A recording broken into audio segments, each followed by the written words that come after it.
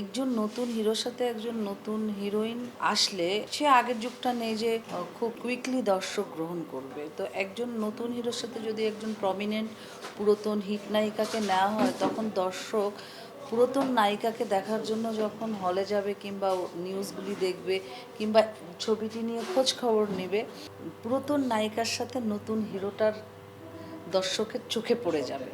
আশা করি ভুল কিছু করিনি। আমার বিপরীতে টোটাল 4টি হিরো কাজ করছে।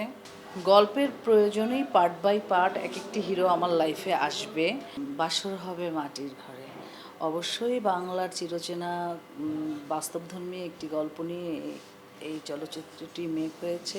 স্টোরি খুব চমৎকার এবং আমি বরাবর বলে এসেছি, বারবারই সবাই আমাকে জিজ্ঞেস করতো যে বলে আপু কবে আপনি মুভিতে কামব্যাক করবেন। তো আমি বারবারই বলে আসছিলাম যে আমি ফিরবো, বাট অবশ্যই চরিত্রটি যদি আমার খুব পছন্দ হয় এবং আমার মুভিতে আমার চরিত্রটির অবশ্যই গুরুত্বপূর্ণ একটি ভূমিকা বহন করবে।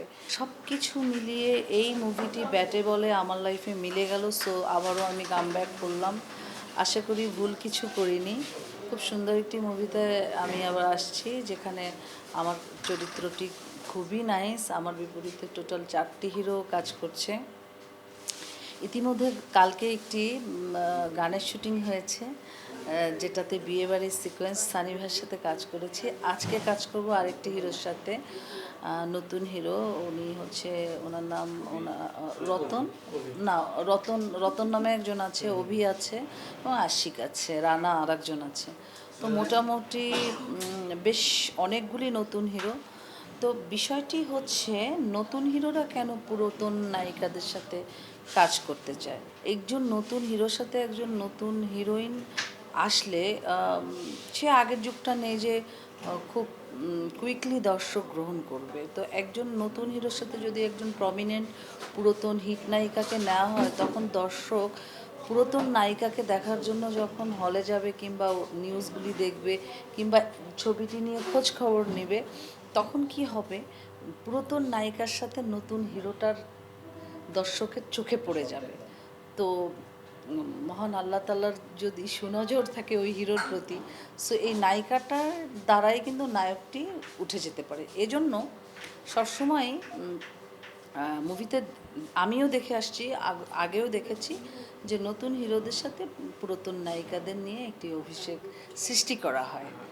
আর হচ্ছে সব কিছু মিলিয়ে খুবই ভালো লাগছে। আমার চিরচেনা জায়গায় আসতে পেরেছি, এফডিসি, এই সেই মেকআপ রুম, এই একই মেকআপ রুমে আপনারা চিন্তা করেন, এই একই মেকআপ রুমে পলি কত সিনেমা করেছে, কত সৃষ্টিশীল কাজ হয়েছে। সেখানে দেখা গেছে যে নেয়ার অ্যাবাউট অনেক বছর পর আমি কাজ করিনি, আবার সেই একই মেকআপ রুমে আমি কাজ করছি এত বছর পর। মুভিতে, মূলধারার মুভিতে আমি প্রধান নায়িকা চরিত্রে কাজ করছি। এটা আমি পলি আমার জন্য একটা বিশাল অ্যাচিভমেন্ট।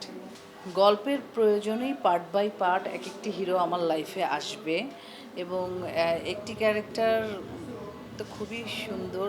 সে নেশাখোর থাকে, মানে যে আমার হাজব্যান্ড থাকে সে ড্রাগ অ্যাডিক্টেড থাকে, এটা বলবো না, সাসপেনশন থাকুক। আর ঘটনাচক্রে আসলে হিরোগুলি আমার লাইফে আসবে।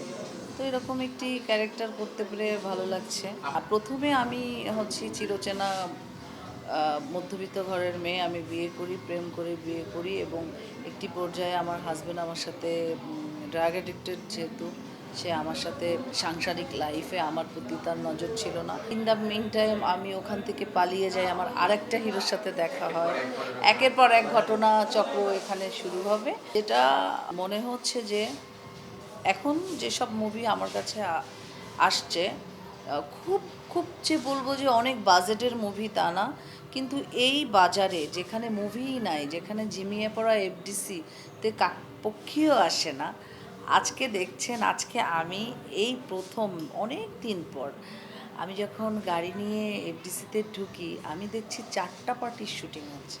মুভি না, আরও অন্য বিজ্ঞাপন, কিন্তু এই যে আমার এত ভালো লেগেছে যে আমি যেখানেই তাকাচ্ছি শুধু ক্যামেরা। এখানে আমি মুভি শুটিং করছি, এবং আরেকটি বিষয় আমার অনেক ভালো লেগেছে যে আমার যারা টেকনিশিয়ান ছিল, আমার যারা ফাইটের যাদের সাথে আমি কাজ করেছি, আমার যারা ডান্সের কোরিওগ্রাফাররা ছিল, সবাই আমার সাথে দেখা করতে এসেছে এবং তারা খুব খুশি যে এবার হয়তোবা অনেক অনেক প্রযোজক, যেহেতু আমরা পুরনোরা আবার আসছি, কামব্যাক করছি, অনেক অনেক প্রযোজক হয়তো বা আগ্রহ প্রকাশ করতে পারে, যেহেতু একটি চলচ্চিত্র নির্মাণ করতে গেলেও আর্টিস্ট খুঁজে পায় না বাংলাদেশে, যেটা খুব ব্যাড লাক। পুরাতন আর্টিস্টরা কেউই নাই, দেশের বাইরে চলে গেছে, তাদের নিজস্ব কাজে ব্যস্ত, অনেকে ফিরতে চায় না। সেখানে আমি যে আবার ফিরে এসেছি, এটাই তাদের আনন্দ লাগছে।